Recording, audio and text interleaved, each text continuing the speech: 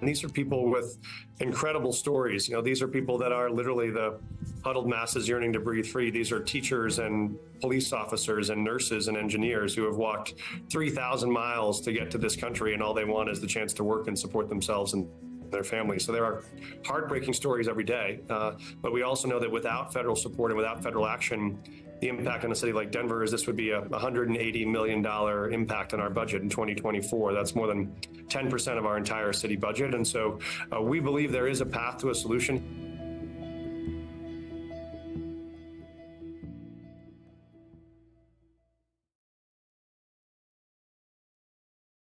Good afternoon and welcome to Washington Post Live and another in our series, Election 2024, the issues co-produced with the Capehart podcast. I am Jonathan Capehart, associate editor at the Washington Post. Denver is contending with a humanitarian and fiscal crisis as the city of 713,000 people has absorbed nearly 40,000 migrants in a little more than a year. And the new mayor, elected just 7 months ago, said last week Denver is, quote, hitting a breaking point. Joining me now, Mike Johnston, mayor of Denver. Mayor Johnston, welcome to Washington Post Live. Well, thank you so much for having me. It's an honor to be with you. So before we talk about your city, let me get your reaction to the big thing that happened yesterday, and that is the impeachment of Homeland Security Secretary Alejandro Mayorkas. Yeah, I think that is both a distraction and I think it is a tragedy given what we're facing right now. I think what I say is the only reason cities like ours survived through the fall and much of this summer was because of the actions Mayorkas took to help cities like ours. When I met with him in the summer, and we talked about how urgent the need was for work authorization because we had people arriving in the city who couldn't work.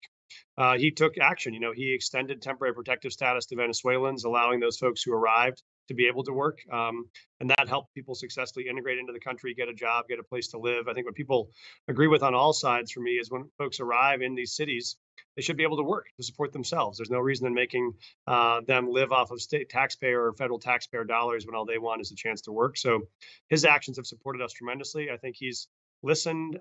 He's heard us. He knows what we need. He's pushed hard to get bipartisan support to actually solve this issue. And I think they had a measure that would do that. So I think the real villain here is not the Secretary of Homeland Security. It's the Republican House leadership that killed a bipartisan bill that could have very easily solved this problem. I was going to ask you about work permits later, but since you used those two words about 10 times in that answer, I'm going to jump to that now. And two questions on this. One, explain why it is the solution you have been calling for to help you in Denver. Yeah, I think what we find is the biggest crisis we face is that I talk to migrants every day who will say, I walked 3,000 miles to get here. I don't want any charity. I don't want any public support. All I want is a chance to work. Then I get calls from CEOs in this city every day who say, Mike, we have open jobs, hundreds of them in my company. Can I please hire these migrants who are here? And the only challenge we have is we have a federal government standing right in the way, refusing to let those migrants go to work for those employers who want to hire them. And that requires us to spend more local resources to put people up in shelter and provide food and provide housing when all they want is a chance to provide it for themselves. And so we think we do need federal resources. There is more work to do on coordinating our entry system so that we have migrants arriving in cities around the state and around the country that have capacity.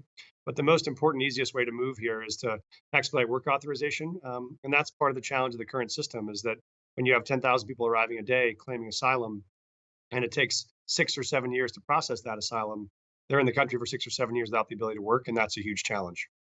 So, and the second part of the question is, why wouldn't work permits be an added draw for migrants to come to the United States? I think that what we understand is we don't make the decision on who gets admitted at the border. That is a federal congressional decision, and we think there is a reasonable path to manage that. I think the bipartisan bill would have reduced the total inflow. But our theory has been whatever you decide on the admission policy, you should decide that and you should enforce it. But if you admit 1,000 a day or you admit 8,000 a day, if all those folks are arriving with work authorization, we have a path to support people in either situation. What's very difficult is to have increased volumes of people arriving, no federal support, and no work authorization. That's what's unworkable for American cities and states right now. Mm-hmm. So, as you well know, the bipartisan Senate immigration bill, the most comprehensive in a generation, stuffed with Republican priorities, was killed before it could even get out of the Senate. Was there anything in the Senate bill that would have helped Denver? Were work permits or work authorization part of that bipartisan bill? They were, and you're right, Jonathan. There were, this is what happens when you have divided government: is people have to work together and they have to compromise. Was everything in there that I wanted? Of course not. I would love a path to citizenship for folks that have been in this country for 10 to 20 years. But all the things we needed were in there. The first was it would have provided more border security to help manage the arrival of new migrants. It would have actually given the resources to the border to increase the amount of asylum interviewers that could help process these asylum claims. So you wouldn't have someone waiting for 6 years to hear their case. They could have it get done in 30, 60, or 90 days to process that. That would have been a game changer for us.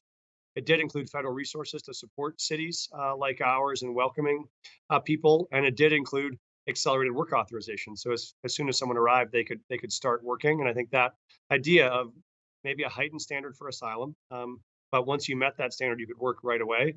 That would have been a great solution for us. Would have both reduced the crisis at the border and the chaos at the border. Would have provided funding for cities and would have provided work authorization for folks that are here. I think that was a surprisingly elegant solution given how dysfunctional DC can be. The fact that there were bipartisan alignment on that, I think, was really encouraging for us. Then, of course, so discouraging to see that Trump came in to kill the bill, not because it wouldn't have succeeded. He came in to kill it because he knew it would have succeeded in actually addressing the crisis. And what he wants most is for the crisis to continue. So what I talk to our residents about is we now have to get used to what we have to do in light of the new Trump border policy, because this is now Trump's policy. This is the policy he wanted to stay in place. The chaos of no structure, no support, no resources for border cities or for us was what he and the House Republican leadership chose. And I think that's a great catastrophe for the country. And to that point, the Washington Post is reporting, and I'm quoting, U.S. Immigration and Customs Enforcement has drafted plans to release thousands of immigrants and slash its capacity to hold detainees after the failure of a Senate border bill that would have erased a $700 million budget shortfall, according to 4 officials at ICE and the Department of Homeland Security. So, Mayor Johnston, what does that breaking point that you've mentioned for your city, what does that look like? What's changed? And who are the migrants coming to Denver? Yeah, one thing just to say about that, Jonathan, to your point, which I think is so important for folks that are listening, is some people say, well, why doesn't Biden just fix the border? Like, this is executive action. He can take care of this. He doesn't need Congress. This is precisely the reason why he can't solve this without Congress. Congress allocated the dollars to hire the staff to put at the border. This is right now like telling me to solve the line at the DMV if you had 10,000 people in every DMV building in the city and I had one employee there. What's going to happen? You're going to tell all 9,950 of those people to take a number and come back tomorrow, except for when there's 10,000 every day, that number says come back in 6 years. What you have to do in that situation is put more staff at the DMV. That is exactly what Biden is asked to do, is put the staff there that can process these claims, manage them, decide on them, and then either admit people or not. Without those resources, they are setting it up to fail because they want it to fail. And so that's not something that Biden can solve by executive order. You can't print money as the president. Only Congress can allocate that. So that is critically important. But I'm really glad you asked about the people that are arriving, because every couple of days I'll go today to visit folks that are in shelter here, and the stories you hear are incredible. These are people that did leave a country in crisis. They walked 3,000 miles through the Darien Gap, where they watched horrific loss of life, people dying from floods, from cartels, from falling off of mountains into abysses. I mean, it is unbelievable. And you did that entire walk with a 5-year-old and a 10-year-old, sleeping on the streets of Mexico City for weeks, waiting for a chance to get in. And then they arrive, and these are people that are, as I mentioned, these are like our local woman here who is a police officer in Venezuela, a bilingual Spanish-speaking woman who is a police officer. We would hire her in a minute to work the streets of the city, but we can't get access to that. But many of them are professionals. Many of them left countries where they were business owners, or they were electricians, or they were teachers. I met an athletic director from a high school. They have great talents to give to this country, and they came here believing that we would offer that opportunity. And I think we can both offer that opportunity in a way that serves them and actually serves our cities. The great tragedy of this is I don't think conservatives want to spend more and more taxpayer dollars on newcomers. Easiest way to do that is if you let them work, they can support themselves, but they're both denying the chance to give them resources and denying the chance for them to work, which is what makes it particularly tragic. And you speak, if I remember right, you speak fluent Spanish. So these conversations you're having with migrants the word personal comes to mind because there's no translator, there's no one getting in the way. You can have a very deep conversation with the folks you are meeting. You know, Mayor Johnston, in a January interview with NBC News, you said there are 4,000 migrants in shelter, which was 10 times what your system can handle. Where do the numbers stand now, and how many are in shelters? How many are in shelters today? Yeah, it varies week to week, but we're a bit under 4,000 now. And when I started about 7 months ago, as you mentioned, Jonathan, we were about 400. So we've gone up 10 times in that amount of time. And the other, you know, challenge is this is winter in Denver. It's regularly 10, 20 degrees outside with 3 or 4 inches of snow on the ground. And so we don't want a mom and two kids who arrive on a bus from Texas at 10 o'clock at night in sandals and a t-shirt to be out on the streets sleeping in a tent in 10-degree weather. And so we both want to make sure we can help keep people safe and secure. And we also know that we don't have endless resources in the city to support them. And so that's where we find the city really at a breaking point now. This is a good time to bring in a question from a fellow Coloradan, Anna McCaffrey. And her question is to you, Mr. Mayor. You seem to be favoring migrants over tax-paying citizens who live in Denver. How do you plan to sustain this when your policies are pushing people out of Denver? Senior citizens are particularly affected as they cannot sustain the huge tax increases to pay for migrants. Yeah, I appreciate the question, Anna. I think the key couple of facts are we are not raising taxes in any way to support migrants. That is not our plan or our proposal. We are working very hard to support taxpayers here of all sorts. We're focusing on big expansion on efforts around public safety. We're focusing hard on resolving our homelessness issue here, where we've been successful in bringing more than 1,000 people who are living unsheltered on the streets off the streets and into housing. That's driving down death rates of people outdoors. It's driving down criminal activity. It's helping increase the vibrance of the city. So we are very focused on a number of these things at once. But we also don't want to have thousands of newcomers who end up homeless on our streets or end up without services. And so this is the balance we're trying to find, is how we can both maintain the core services for the city and how we can help support those migrants that have arrived. But I do agree with Anna, this is not a path we can continue on indefinitely given the collapse of federal support. And so the federal government is the one driving the border admissions policy. And if Congress is going to choose to have an admissions policy that means there are tens of thousands of folks arriving each week to cities like ours or to cities around the country, then we need to have some federal support, or we have to change the structure of services we can provide to those people that arrive. Mhm. Here's another question from Colorado, this one from Marjorie Doss. A very simple question, but how are Denver schools coping with the influx of students? It's a great question. We have welcomed almost 3,000 students to Denver Public Schools just in the last 6 months or so. And so those numbers are going up significantly. And I think teachers are doing what teachers do. They're incredibly finding a way to add more and more students that many of them do not speak any English and are brand new to American school systems and integrating them successfully. And so our hat is off to the amazing educators in Denver that are doing that. And there is a real resource shortage. The governor and the state are working right now to try to backfill some of those dollars that Denver Public Schools need to support them. And so I think that is one thing we're very encouraged by, and they've done an honorable job. I will say it reminds me of, I think, what's broken about the current system is the reason why I think it doesn't make sense to have a city like Denver be the single largest recipient of migrants around the country is what happens right now is we have 3,000 students in Denver. We wouldn't, as the school superintendent, say, let's take 3,000 of those kids and put them all in one of our 140 elementary schools. Because if you put 3,000, and you certainly wouldn't put 3,000 kids in one elementary school and then say, but when you get in that school, what you can't do is you can't go to class because classes are not allowable for you.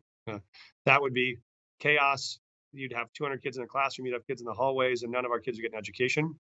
That's what we do when we take all the folks that arrive, put them in 2 or 3 cities, don't allow them to work and expect them to be successful. It makes it impossible for those cities to navigate that kind of resource demand. And so I think our schools are doing well because they're doing what the country should be doing, which is helping distribute those students across all of our schools so they can each integrate and find success there. As you entered office last summer, Denver was already facing challenges around affordable housing and homelessness. How does the influx of migrants impact your efforts around those issues?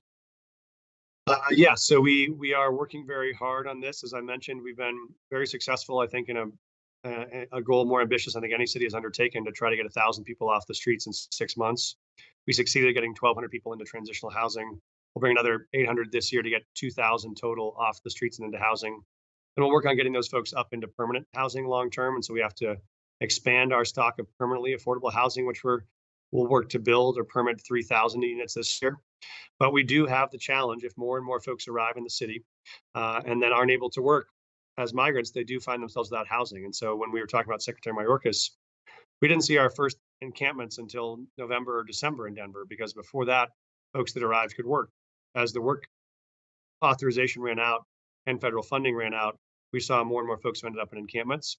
And then we did have to get them off the streets and into mostly congregate shelter.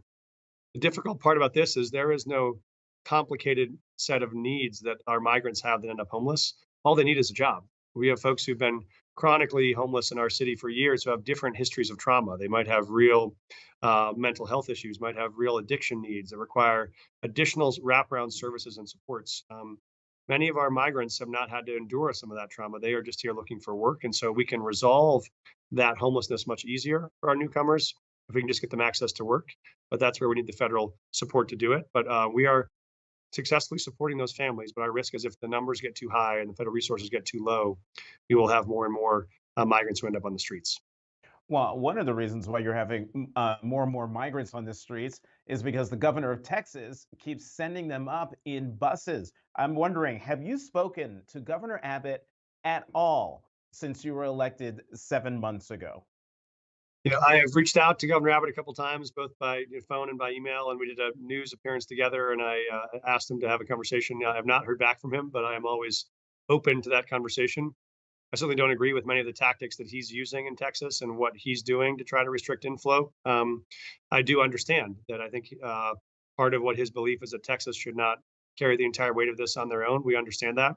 We think that no two or three American cities should bear that weight on their own. And so I love the fact this is a nonpartisan job. We work with folks on all sides of the political spectrum, and we'll continue doing that to serve our residents. And so I'm always open to that collaboration. I think what we find is when people say, "Oh, isn't this a function of the policies that you have in Denver that is why you receive them?"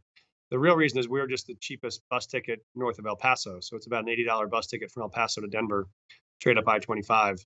It's $200 or $300 to go to a San Francisco or a Chicago or a New York. So it's really just a fiscal decision the governor is making, but we think it's having a outsized impact on our city of about 750,000 people. As you mentioned in the data, we've almost added 5% to the entire city's population just in arrivals over the last year of migrants, and that's a lot for any city to welcome. And we have done it well. We're very proud of the fact we've done it well, but we also think to do it well in an ongoing way, we need the partnership of the federal government, other cities and states, and more ability to work.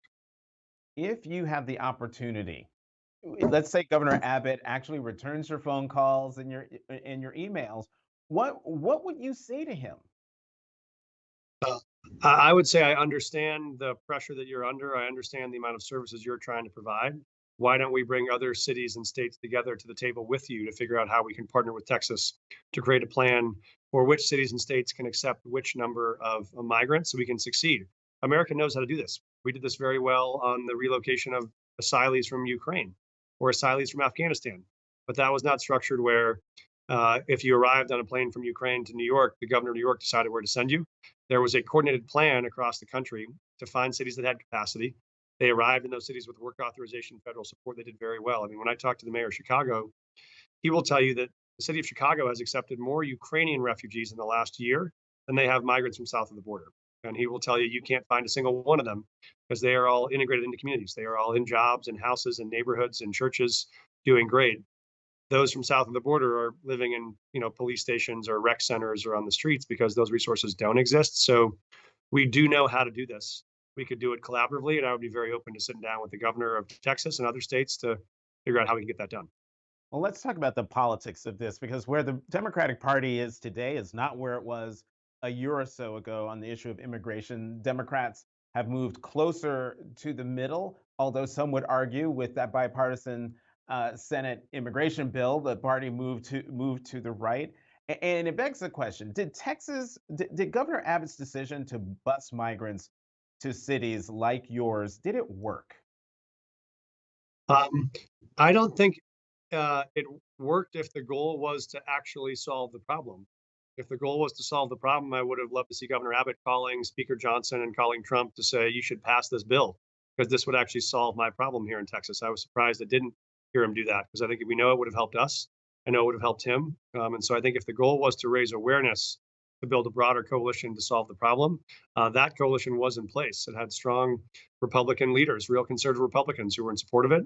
What we needed to do was to come together and support that measure so we could get it done. But I think this is going to really backfire on Republican leaders. And you saw it last night, right? In a congressional race in New York, a seat that they won by 7 points 15 months ago.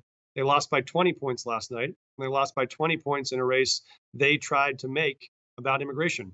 And what Swazi said, who won, was, I supported the bipartisan bill that was introduced that should have passed. And American voters in a previously Republican district said by 20 points, they agree with that also. So I think Americans are not dumb. We all watched. We saw what happened. We saw Trump immediately call and ask for that to die, and Republicans listen, even though it would have solved the problem. And I think people don't want to reelect people who are going to use their position to make American problems worse. I think they want to elect people who actually want to solve American problems. And that's not the goodwill that the House leadership showed in the last 2 weeks. And just to be clear, Tom Suozzi won his race last night by 8 percentage points. Oh, sorry, I thought it was larger than that. No, 8 percentage points, but it's still big. You were not wrong. You were not wrong in that. Mayor, my Washington Post columnist colleague Perry Bacon has a provocative column. Let me read you this one part from it. He writes, on immigration, left-leaning parties in Europe adopting more nativist rhetoric and policies have often moved public sentiment even further against immigration, but not helped those parties do better electorally. That's happening in the United States too. Is Perry wrong? I don't know Perry, but I believe in this instance that he is wrong. Because I think what we're seeing is, in Denver, people are very supportive and welcoming to migrants. They know we're a country of immigrants. They believe in the send us your huddled masses yearning to breathe free part of America. They all have their own immigrant stories. And we believe there's a way to do that that is also pragmatic and that is also financially responsible. And that's why I think what you have is people that want to foment this into a sort of divisive conversation. That's not where we are. We are in, there is a both and solution where you can welcome migrants, support them, and help them succeed. And that's why I think it's the people who want to foment this argument that want to make it divisive, because I think if they have more migrants on the streets who are forcing cities and states to pay for them, that'll make people angry. When the very thing those migrants tell me every day is they don't want public resources. And so if you deny them the chance to work, force them onto the public dole, you can make people mad about them. We're very deliberate about not sowing that kind of division. And I've said very clearly in my press conference, this is not the fault of the migrants that have arrived. This is not the fault of the city workers who are working overtime, 2 or 3 jobs to make this all work. It's the fault of some number of federal elected leaders on the Republican side who wanted to make this problem worse and chose to. And I want to be careful to say there are many courageous Republicans who stood up and wanted to solve this. So I don't think this is a partisan issue. This is really a Trump and a kind of extremist approach issue. But I don't think Americans' disposition will change. I think what they'll be frustrated by is a government that insisted on making the problem worse and not better. Was the Biden administration late to acknowledge the severity of the situation, not only at the border, but in cities like yours in New York and Chicago? Could the administration have moved faster, quicker, sooner? I mean, they've been incredibly responsive to us. I text and call Secretary Mayorkas regularly. I've been in regular touch with the White House. When we have issues that come up, they respond. We said we had to put legal clinics in place so we could have people who came through the CBP1 process who do have work authorization need to stand up clinics to move 1,000 people in 2 weeks. They sent out folks from USCIS to process all those applications. So I think, in July and August, they saw it developing the way that we did. They adjusted with the work authorization, which helped through the fall. And then it was the time when money ran out and work authorization ran out. They tried to go through Congress with the idea to do what people had asked, which was to seek a bipartisan deal, and thought they negotiated one in good faith. So I feel like they shouldn't be punished for trying to do what was their job, which is to negotiate in good faith with a two-party system. I just think they got the football pulled away from them in a way that wasn't fair, but I think we would have been equally critical of them if they didn't engage in that kind of negotiation. And so I feel like they have responded at each stage with the urgency that's required, I think it's very hard to do a deal with a partner that wants you to fail. Mm. You know, Mayor Johnston, according to a recent NBC News poll, voters said Donald Trump would do a better job than Biden on immigration and border security by 57% to 22%. If you were advising President Biden, how would you advise him to talk about immigration on the campaign trail? Yeah, I mean, I think the folks that think that will get to watch what the Trump border policy looks like right now, because this is the policy he's picked, and it will be increasing volume of arrivals without what work authorization, without federal dollars, struggle and challenge for American cities. And so I think that shows you his intent. And I think is not to solve the problem, but to actually make it worse. But I think if I were talking to the president, as I've talked to him about this, I think what we would say is that the case that you have made in this bipartisan deal is where Americans are.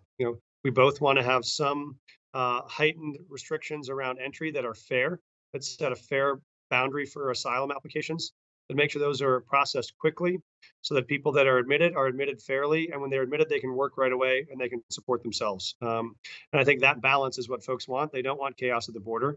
They want order. They do want people who are fleeing from persecution in their countries to be able to come to the US and build a life. And they want us to help them integrate into these communities and do it successfully. I think that's the path that was laid out in the bipartisan bill that he helped write. And I think when the voters see this, they will elect a new House Speaker and a new Congress that will come back and get that deal done in November, if not before.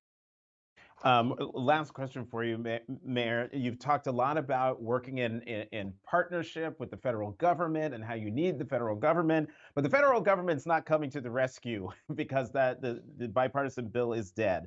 So, are there any creative ways or plans that you can devise, come up with, or could implement that would get around the federal government and allow you to do something about immigration without the federal government? Yeah, I mean, you're exactly right, Jonathan. That's our spirit in Denver. We're not partisan at heart. We're just problem solvers. We just want to make this work for our city. And so we hoped there would be federal support. Now that the Congress has shown us there won't be, we will figure this out on our own. And so we have to figure out a plan for shared sacrifice. We will have to figure out how to make some cuts to city budgets and city services without trying to impact those that are most at risk. We will have to restructure how we support migrants and the number of migrants we can support and how we make that work more efficiently and effectively so we can meet that. And we are working on some creative ideas on how we can solve those problems, including opportunities for housing and work that will be entirely legal, but will help make sure we can avoid the scenario where people can't work or where the city has to continue to pay the cost of them not working. We think that doesn't work for the city and doesn't work for the country. So without federal support, we will figure it out on our own. And we have business leaders and nonprofit leaders who are at the table and want to make it work here in Denver. So I think, like most of America, we are practical. We just want to find a way to a common sense solution. And so if the Congress can't do that, we will do that here on the ground in Denver and try to build a new model for how the country can make this work. Let me squeeze in one more question that's related to what you just mentioned. I have this note here that Denver has reactivated a policy to discharge families from shelters after reaching the 42-day limit. What happens to those families when they hit the 42-day limit? Where do they go? Yeah, so we have great case managers here and nonprofit partners who, from the day they arrive, from day 1 to day 42, are helping connect them to work authorization, to housing, to social services, to partners, sometimes to families who will directly host them in their homes. And so we are expeditiously, aggressively case managing all those folks. So when they leave, they have a transition plan. But that's a good example. We can't keep folks in shelter forever because the costs get too high. So that includes why we're standing up legal clinics to apply for work authorization. The challenge is that work authorization will get harder and harder without federal support. So we'll have to find more and more opportunities for what people can do that is legal work. But we use that time to case manage folks and then help them get a transition plan so that folks are all getting moved either into housing one way or another. So when we moved out our first, I think, 50 or 60 families last Monday or Tuesday, they all had plans on places to go and none of them ended up on the streets. And so that is always our goal. Mike Johnston, 46th Mayor of Denver, thank you very much for coming to Capehart on Washington Post Live. It was an honor to be here. Thanks so much for having me. Look forward to having you come visit in Denver soon. Oh, absolutely. Thanks for the invitation.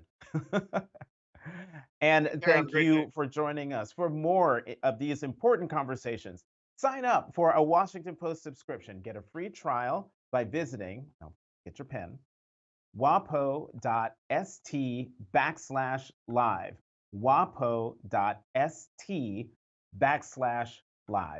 Once again, I'm Jonathan Capehart, Associate Editor at The Washington Post. Thanks for watching Washington Post Live.